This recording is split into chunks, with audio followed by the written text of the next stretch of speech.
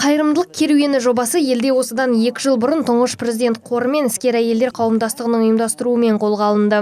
Мейірімділікке бастайтын бұл ізгі жобаның басты мақсаты қайырымдылық идеяларын дәріптеп, белсенді азаматтық бастамаларды дамыту болып табылады. Ал қолы ашық, жүрегі жомарт жандардың қоғамға сіңірген еңбегі де ескерусіз қалмауы керек дейді облыстық іскер әйелдер қауымдастығының жастар қанатының төрайымы Диляра Сабырова. Я хочу, чтобы молодежь активно участвовала в благотворительности. Мен мұндай қайырымдылық шарасына жастардың көптеп қатысқанын қалар едім.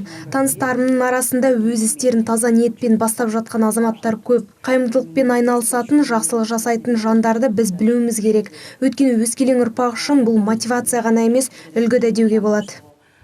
Қайырымдылық керуені жобасына кез келген жеке және заңды тұлғалар қатыса алады. Шарада үміткерлер асар, туған жер, батыл жүрек, мейірім жолында және қайырымдылық тарихы атты 5 аталым бойынша іріктеледі. Бұл номинацияларда үздік деп танылғандар облыстың намысын желтоқсан айында Нұр-Сұлтан қаласында қорғайтын болады. Әрбір азамат қатысылар, сіз де қатысасыз, 70-дегі кісі де қатысады, 50-дегі кісі де қатысады. Бұнда возрастной ценз деген жоқ.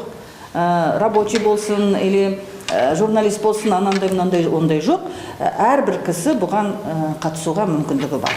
Қазақстан бойынша 2018 жылы қайырымдылық керуені республикалық акциясына 97 адам қатысуға ниет білдіріпті. Ал облыс көлемінде өтініш тастағандардың саны 23-ке жетеді. Гүлімжан Қайырбекова, Азамат Елубаев, Первый Северный.